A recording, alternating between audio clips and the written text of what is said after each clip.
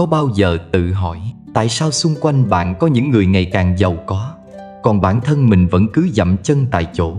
Có phải là tiền bạc không đến với bạn, hay thực sự có điều gì đó bạn chưa nhận ra? Dòng tiền không phải là thứ tự nhiên chảy về phía ai đó một cách ngẫu nhiên. Nó luôn có những dấu hiệu rõ ràng, những dấu hiệu mà nếu bạn đủ tinh tế, bạn sẽ nhận ra. Nếu bạn đang trải qua những điều sau đây, đừng vội lo lắng hay hoài nghi.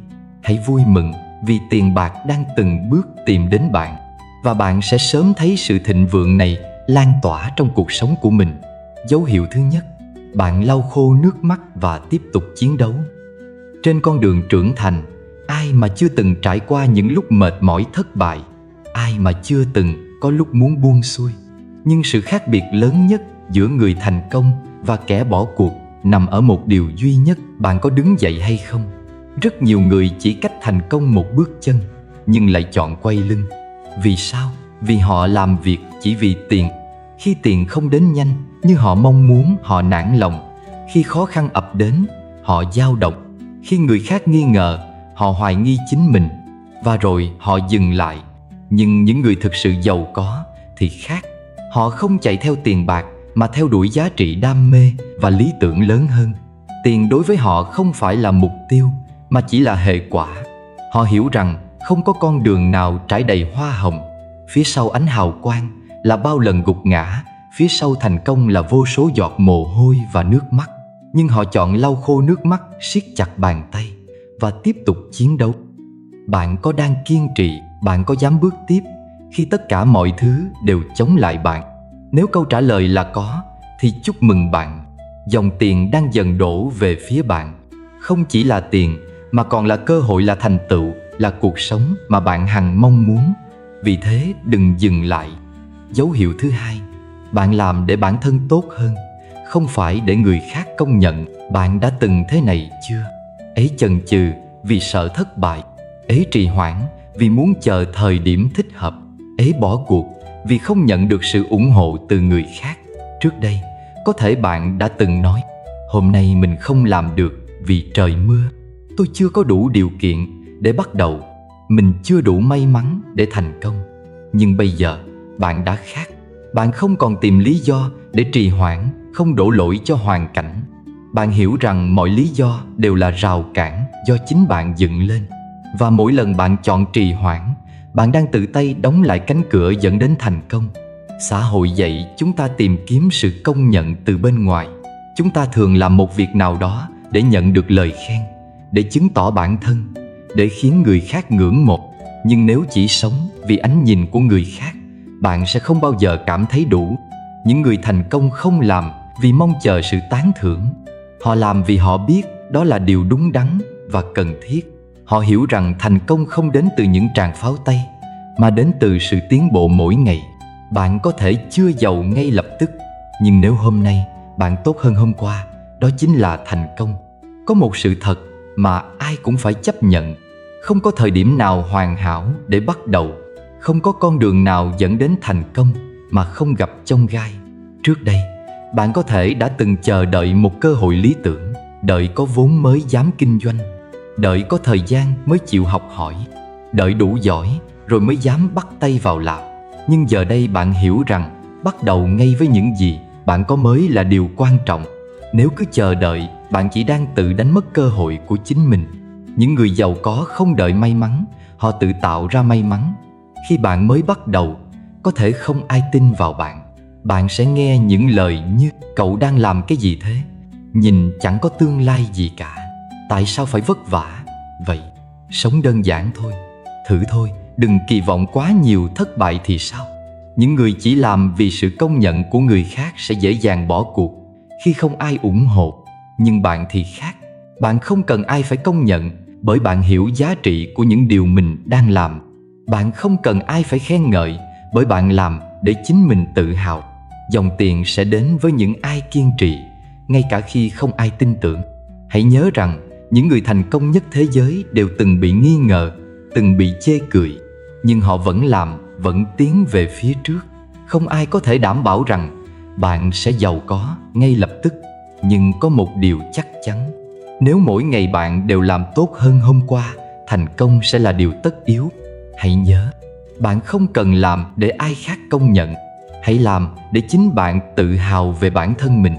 Bạn không cần chứng tỏ với ai cả, chỉ cần chứng minh với chính mình rằng mình có thể.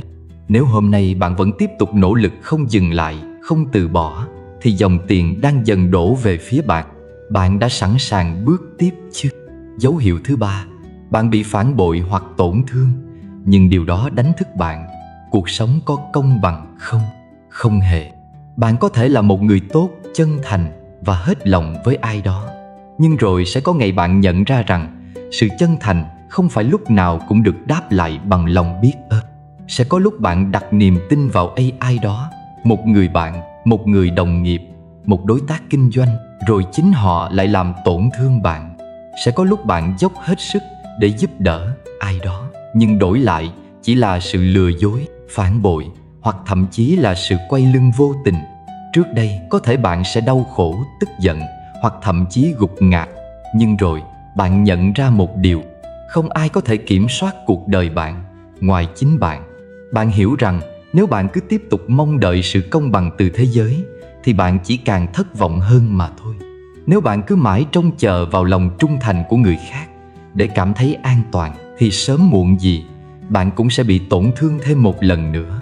Và đây là khoảnh khắc bạn thức tỉnh. Từ giây phút ấy, bạn không còn để cảm xúc chi phối mình nữa.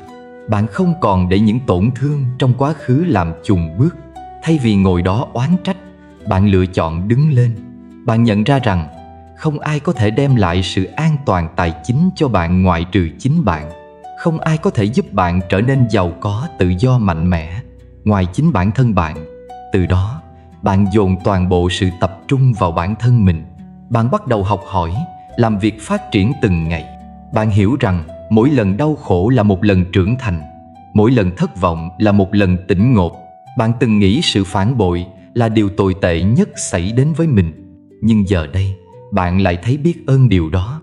Vì nhờ những vấp ngã ấy, bạn mới nhận ra mình mạnh mẽ hơn những gì mình tưởng. Bởi vì nếu không có ai chống lưng cho bạn, bạn phải trở thành điểm tựa của chính mình. Nếu không ai mang đến cho bạn một tương lai tốt đẹp, bạn phải tự tay xây dựng nó.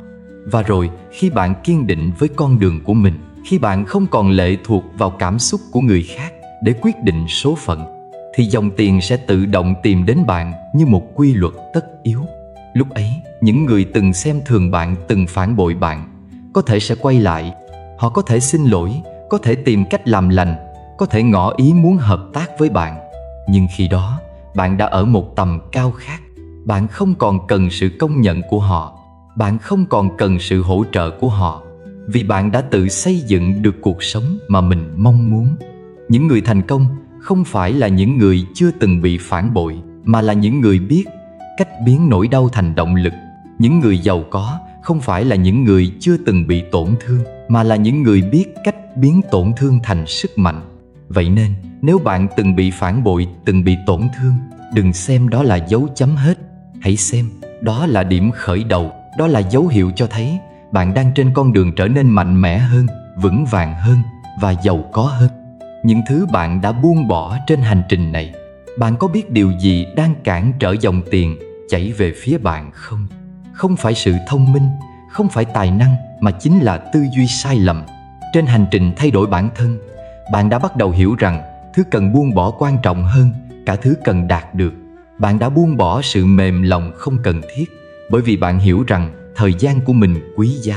Trước đây, bạn có thể đã dành quá nhiều thời gian để làm hài lòng người khác, để giúp đỡ những người không trân trọng bạn, để níu kéo những thứ không còn giá trị. Nhưng rồi bạn nhận ra rằng sự tử tế không đồng nghĩa với sự yếu đuối. Bạn học cách nói không, học cách ưu tiên bản thân, học cách sử dụng thời gian của mình một cách hiệu quả. Bạn đã buông bỏ lòng tự trọng vô ích, vì bạn hiểu rằng có tiền không làm bạn xấu đi, mà giúp bạn sống tốt hơn. Trước đây, có thể bạn từng nghĩ rằng giàu có đồng nghĩa với tham lam, rằng kiếm tiền là điều gì đó đáng xấu hổ, rằng bạn không muốn bị người khác đánh giá. Nhưng rồi bạn hiểu ra rằng tiền bạc không thay đổi bản chất con người, nó chỉ khuếch đại những gì đã có sẵn. Nếu bạn là người tử tế, có tiền sẽ giúp bạn giúp đỡ nhiều người hơn. Nếu bạn là người có trách nhiệm, Có tiền sẽ giúp bạn mang lại cuộc sống tốt đẹp hơn cho bản thân và gia đình. Bạn đã buông bỏ những mối quan hệ không cùng chí hướng vì bạn hiểu rằng muốn đi xa phải đồng hành cùng những người có chung tư duy. Trước đây, có thể bạn đã cố gắng duy trì những mối quan hệ chỉ kéo bạn xuống, những người chỉ biết than vãn, đố kỵ hay sống không có mục tiêu. Nhưng rồi bạn hiểu ra rằng môi trường xung quanh có sức ảnh hưởng lớn đến thành công của bạn. Bạn chọn cách bao quanh mình bởi những người tích cực, những người truyền cảm hứng, những người có tầm nhìn xa hơn. Bởi vì bạn biết rằng thành công không chỉ đến từ nỗ lực cá nhân mà còn đến từ việc bạn chọn đi cùng ai. Và quan trọng nhất, bạn đã buông bỏ nỗi sợ hãi để dám bước ra khỏi vùng an toàn của mình. Trước đây có thể bạn từng sợ thất bại, sợ bị chê cười, sợ đánh đổi quá nhiều. Nhưng rồi bạn nhận ra rằng thành công chỉ đến khi bạn dám hành động. Bạn hiểu rằng nếu cứ mãi chờ đợi thời điểm hoàn hảo, bạn sẽ không bao giờ bắt đầu. Nếu cứ mãi để nỗi sợ kiểm soát mình, bạn sẽ không bao giờ bứt phá. Những điều bạn buông bỏ không làm bạn mất đi điều gì, mà ngược lại chúng mở ra cho bạn một con đường mới, một phiên bản mới của chính mình. Bởi vì để có được cuộc sống mà mình mong muốn, bạn phải sẵn sàng rũ bỏ những thứ đang kìm hãm mình. Bí quyết hấp dẫn tài lộc, tư duy giúp bạn kiếm được nhiều tiền hơn. Trong công việc, đôi khi chúng ta quá tập trung vào mục tiêu kiếm tiền mà quên đi một yếu tố quan trọng không kém: biết tận hưởng. Tận hưởng không chỉ là những phút giây thư giãn, mà còn là một phần không thể thiếu trong hành trình chinh phục thành công và tài chính. Rất nhiều người chỉ biết làm việc miệt mài, cống hiến hết mình mà quên mất rằng hạnh phúc và sự tận hưởng chính là động lực mạnh mẽ giúp họ tiếp tục vươn lên. Nếu bạn chỉ biết làm việc để kiếm tiền nhưng lại không dám chi tiêu, không dám thưởng cho bản thân những niềm vui, thì bạn sẽ mất dần động lực. Lúc đầu, có thể bạn cảm thấy hài lòng với việc tiết kiệm, nhưng khi bạn không cho phép mình tận hưởng, bạn sẽ cảm thấy cuộc sống trở nên nhạt nhẽo và không còn động lực để cố gắng. Điều quan trọng là bạn phải tiêu tiền có ý thức. Tiêu tiền không có nghĩa là phung phí, mà là dành những khoản chi cho những trải nghiệm và niềm vui thực sự mang lại giá trị cho bạn. Đó có thể là một chuyến du lịch giúp bạn thư giãn, một khóa học để nâng cao kỹ năng, hay thậm chí là những giây phút nghỉ ngơi để tái tạo lại năng lượng. Những trải nghiệm này không chỉ giúp bạn cảm thấy hạnh phúc mà còn mang lại cho bạn một nguồn năng lượng tài chính tích cực. Khi bạn cảm thấy vui vẻ và tràn đầy năng lượng, bạn sẽ có thêm cảm hứng để tiếp tục làm việc, sáng tạo và thu hút nhiều cơ hội mới. Khi bạn biết tận hưởng, bạn không chỉ làm cho cuộc sống trở nên phong phú hơn, mà còn tạo ra một chu kỳ tích cực. Sự hài lòng và niềm vui không chỉ làm bạn cảm thấy thoải mái, mà còn giúp bạn tập trung tốt hơn vào công việc. Bạn làm việc không phải vì áp lực mà vì đam mê, và chính đam mê đó sẽ dẫn bạn đến những cơ hội tài chính bất ngờ. Hãy nhớ rằng kiếm tiền là để sống tốt hơn, không phải chỉ để làm việc một cách mệt mỏi và cuối cùng không biết tận hưởng những gì mình đã đạt được. Việc tận hưởng không phải là sự xa xỉ, mà là một phần tất yếu trong quá trình phát triển. Khi bạn hiểu rằng tiền bạc có thể giúp bạn tận hưởng cuộc sống, bạn sẽ thấy việc kiếm tiền không còn là gánh nặng, mà là một hành trình thú vị và đầy ý nghĩa. Vậy, hãy biết cách tận hưởng. Đó không chỉ là cách giúp bạn sống một cuộc sống viên mãn, mà còn là cách giúp bạn kiếm tiền tốt hơn và bền vững hơn. Tôn trọng tiền bạc để thu hút nhiều hơn. Bạn có bao giờ để ý cách mình quản lý tiền bạc? Nhìn vào ví của bạn, có phải nó gọn gàng, ngăn nắp, hay chỉ đơn giản là một mớ lộn xộn với những tờ tiền nhăn nhúm và tiền lẻ vứt bừa bãi? Cách bạn đối xử với tiền có thể phản ánh trực tiếp thái độ của bạn với sự giàu có và tài chính trong cuộc sống. Tôn trọng tiền bạc chính là bước đầu tiên để thu hút tiền tài vào cuộc sống của mình. Những người có tư duy tài chính tốt luôn biết quý trọng từng đồng nhỏ. Họ không vứt bỏ những tờ tiền lẻ, không coi thường giá trị của đồng bạc, dù là ít hay nhiều. Đối với họ, tiền không chỉ là công cụ để chi tiêu, mà là biểu hiện của sự nỗ lực, sự lao động và sự sáng tạo trong công việc. Việc tôn trọng từng đồng tiền là một thói quen giúp họ duy trì sự giàu có và thu hút nguồn tài chính dồi dào. Khi bạn đối xử tôn trọng với tiền, bạn sẽ thấy rằng tiền cũng sẽ đối xử tôn trọng với bạn. Việc giữ cho ví tiền ngăn nắp, có trật tự và không để những đồng tiền bị xếp lộn xộn là cách thể hiện sự tôn trọng. Những người giàu có hiểu rằng mỗi đồng tiền đều có giá trị và việc giữ gìn chúng cẩn thận không chỉ là sự tôn vinh đối với tài chính cá nhân mà còn là một sự tôn trọng với chính bản thân mình. Bạn không thể mong chờ tiền vào tay nếu bạn không thể quản lý chúng một cách bài bản. Khi bạn coi trọng tiền bạc, bạn cũng sẽ bắt đầu nhìn nhận và đánh giá đúng đắn về các cơ hội tài chính xung quanh. Bạn không vội vàng chi tiêu hay tiêu hoang phí vào những thứ không thật sự cần thiết. Bạn hiểu rằng sự giàu có không đến từ việc tiêu xài hoang phí, mà là từ việc kiểm soát và sử dụng tiền bạc một cách khôn ngoan. Cũng giống như trong công việc, khi bạn tôn trọng những gì mình đang làm, sự cống hiến và nỗ lực của bạn sẽ được đền đáp. Tương tự, khi bạn tôn trọng tiền bạc, tiền sẽ không rời xa bạn. Nó sẽ trở thành nguồn năng lượng liên tục chảy vào cuộc sống của bạn, mang lại sự ổn định và thịnh vượng lâu dài. Tôn trọng tiền không chỉ đơn giản là giữ gìn đồng tiền, mà còn là sự nhận thức sâu sắc rằng tiền có thể trở thành công cụ giúp bạn đạt được những mục tiêu lớn hơn trong cuộc sống.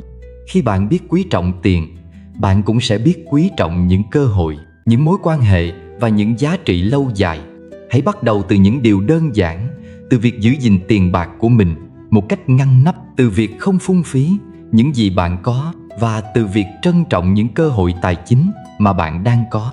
Chỉ khi bạn tôn trọng tiền bạc, bạn mới có thể thu hút nhiều tiền hơn, và những cơ hội tài chính sẽ đến với bạn một cách tự nhiên. Làm công việc bạn đam mê, tiền sẽ đến tự nhiên. Có bao giờ bạn nghĩ rằng mình sẽ làm công việc không thích để kiếm tiền, rồi sau đó mới theo đuổi đam mê? Nếu bạn đã từng nghĩ như vậy, hãy dừng lại và suy nghĩ lại, vì bạn có thể đang bỏ lỡ cả nửa cuộc đời mình. Sự thật là khi bạn chỉ làm việc để kiếm tiền mà không đam mê, bạn không chỉ đánh mất niềm vui trong công việc mà còn làm cho cuộc sống trở nên căng thẳng và mệt mỏi. Mỗi ngày trở thành một thử thách, và khi công việc không phải là đam mê, bạn sẽ khó lòng tìm thấy động lực để tiến lên, dù là trong sự nghiệp hay tài chính. Ngược lại, sự giàu có thật sự không đến từ việc làm những công việc bạn không yêu thích. Nó đến từ việc bạn làm điều gì đó mà bạn thực sự đam mê. Một công việc mà khi làm, bạn cảm thấy hạnh phúc, thỏa mãn và tự hào. Khi bạn yêu công việc của mình, bạn không chỉ bỏ công sức mà còn đầu tư thời gian, trí tuệ và tâm huyết. Với sự cống hiến thật sự, bạn không cần phải tìm kiếm cơ hội tài chính, vì chúng sẽ tìm đến bạn một cách tự nhiên. Khi bạn làm công việc bạn đam mê, bạn không còn phải lo lắng về việc có đủ tiền hay không, vì đam mê sẽ dẫn bạn đến sự sáng tạo và khả năng giải quyết vấn đề một cách xuất sắc. Và khi bạn làm tốt công việc của mình, cơ hội sẽ tự đến. Tiền sẽ không chỉ đến từ sự cố gắng, mà còn từ sự tự tin và sự thu hút mạnh mẽ mà đam mê tạo ra. Hãy nhớ rằng khi bạn làm những gì mình yêu thích, bạn sẽ làm việc với một tâm thế khác. Bạn không cảm thấy như đang làm việc vì tiền hay vì trách nhiệm. Bạn làm vì niềm vui, vì sự sáng tạo và vì khát khao chia sẻ những giá trị tuyệt vời mà công việc của bạn mang lại cho thế giới này. Khi bạn làm việc với trái tim, tiền bạc sẽ đến như một phần tất yếu của sự thành công đó. Vậy hãy tìm công việc mà bạn thực sự đam mê. Đừng bao giờ trì hoãn hay hy sinh niềm vui trong cuộc sống của bạn chỉ vì một mục tiêu tài chính nhất thời. Khi bạn làm công việc mà bạn yêu thích, không chỉ cuộc sống của bạn trở nên phong phú hơn, mà sự nghiệp của bạn cũng sẽ phát triển một cách bền vững. Làm công việc bạn đam mê, tiền sẽ đến tự nhiên, và bạn sẽ nhận ra rằng đó chính là con đường dài và vững chắc để đạt được sự thịnh vượng thật sự. Không đổ lỗi, chỉ có bạn mới kiểm soát được tài chính của mình. Trong cuộc sống không thiếu những lúc bạn cảm thấy cuộc sống không công bằng.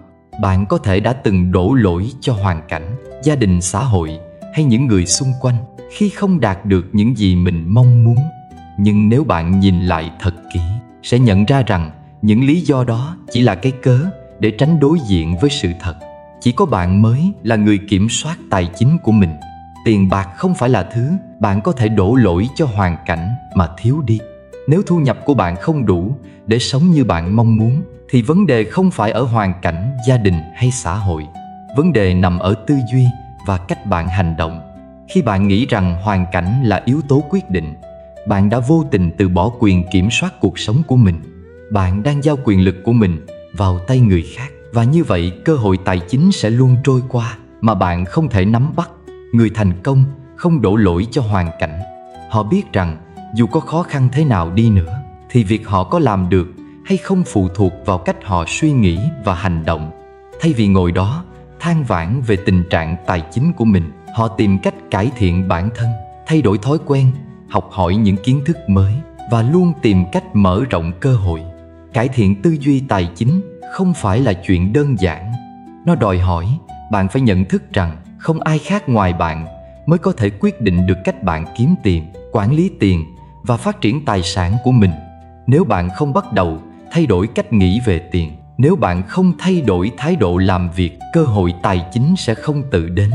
Bạn cần phải có trách nhiệm với những gì mình làm, vì tiền bạc chỉ đến với những ai dám đối diện với sự thật và không ngừng tìm cách để phát triển. Hãy nhớ, sự than phiền sẽ không thay đổi được gì, nhưng hành động đúng đắn sẽ tạo ra sự khác biệt. Khi bạn ngừng đổ lỗi cho hoàn cảnh và bắt đầu tập trung vào việc cải thiện bản thân, bạn sẽ mở ra vô vàn cơ hội để thu hút sự giàu có vào cuộc sống của mình. Chỉ có bạn mới có quyền kiểm soát tài chính của mình. Vì vậy, đừng để bất kỳ điều gì hay ai làm bạn chùn bước. Hãy hành động ngay hôm nay để tạo dựng tương lai tài chính mà bạn hằng mong muốn. Thế giới của người thành công là thế giới của sự hấp dẫn. Nếu bạn nghĩ rằng sự thành công chỉ đến từ những chiến lược khôn ngoan hay những con số, bạn đã sai. Thành công thật sự không phải là thứ có thể bị ép buộc, mà là thứ bạn tạo ra bằng chính sự thu hút và giá trị mà bạn mang đến. Sự hấp dẫn của một người không nằm ở những gì họ làm, mà ở cách họ sống, cách họ thể hiện bản thân và cách họ tương tác với thế giới xung quanh. Khi bạn làm việc không phải vì chỉ muốn kiếm tiền, mà vì bạn thực sự tin vào giá trị mà mình tạo ra, bạn sẽ thấy rằng sự hấp dẫn đến tự nhiên. Bạn không thể ép buộc ai đó phải mua sản phẩm của mình, nhưng bạn có thể thu hút họ bằng chính giá trị thực sự mà bạn đem lại. Người thành công không phải là người cố gắng để nổi bật, mà là người sống đúng với giá trị của bản thân. Khi bạn sống thật với mình, khi bạn thể hiện sự tự tin trong từng hành động và lời nói, bạn sẽ thu hút những người có cùng tư duy, cùng tần số, và những cơ hội tài chính sẽ tự động tìm đến bạn. Trong thế giới của người thành công, họ không cần phải chạy theo những thứ tạm bợ hay danh vọng ngắn hạn. Họ chỉ cần giữ vững niềm tin vào giá trị của bản thân, và những người cùng chí hướng sẽ tự đến. Dòng tiền sẽ đổ về, không phải vì bạn đang cố gắng tìm kiếm nó, mà vì bạn đang tạo ra giá trị mà người khác cần. Hãy thử nhìn xung quanh, những người giàu có thực sự không bao giờ cần phải ép buộc ai. Họ biết rằng sự thành công đến từ sự thu hút. Khi bạn sống đúng với giá trị của mình, khi bạn tỏa ra năng lượng tích cực và quyết tâm, bạn sẽ tạo ra một sự hấp dẫn mà mọi người muốn tham gia vào. Dòng tiền, cơ hội và thành công sẽ tự động đến khi bạn sống đúng với con người thật của mình, không có sự giả tạo, không có sự ép buộc. Vậy nên đừng lo lắng quá nhiều về những bước đi tiếp theo hay những chiến lược bạn cần thực hiện. Hãy tập trung vào việc sống thật, tạo dựng giá trị đích thực và tự nhiên thu hút những cơ hội tài chính đến với bạn. Khi bạn làm vậy, thế giới của bạn sẽ trở thành một thế giới của sự hấp dẫn, nơi mà dòng tiền, thành công và những cơ hội quý giá sẽ tự tìm đến bạn. Yêu thương bản thân tiền sẽ yêu bạn. Nếu bạn không trân trọng chính mình, làm sao bạn có thể mong đợi thế giới bên ngoài đối xử với bạn theo cách mà bạn xứng đáng? Yêu thương bản thân không phải là sự ích kỷ, mà là một cách để bạn khẳng định giá trị của mình. Khi bạn biết yêu quý bản thân, bạn sẽ bắt đầu xây dựng một cuộc sống mà bạn xứng đáng có được, một cuộc sống đủ đầy và hạnh phúc. Nhiều người trong chúng ta mải mê chạy theo những mục tiêu bên ngoài mà quên mất rằng tất cả sự thay đổi phải bắt đầu từ bên trong. Khi bạn không yêu thương và chăm sóc bản thân, bạn sẽ luôn cảm thấy mình không xứng đáng với sự giàu có. Bạn sẽ không dám yêu cầu gì nhiều hơn từ cuộc sống, và do đó cơ hội sẽ luôn tuột khỏi tay bạn. Chỉ khi bạn trân trọng bản thân, bạn mới có thể mở lòng đón nhận những điều tốt đẹp và những cơ hội tài chính. Người biết yêu bản thân sẽ không sợ thất bại, không sợ thử thách, vì họ hiểu rằng mỗi bước đi của họ đều là một phần trong hành trình học hỏi và trưởng thành. Họ không sợ mình không đủ giỏi hay không đủ khả năng, vì họ biết rằng mình xứng đáng có được tất cả những gì tốt đẹp nhất mà cuộc sống này mang lại. Khi bạn yêu thương bản thân, bạn sẽ tự tin hơn, mạnh mẽ hơn và quyết đoán hơn trong việc theo đuổi những gì mình muốn.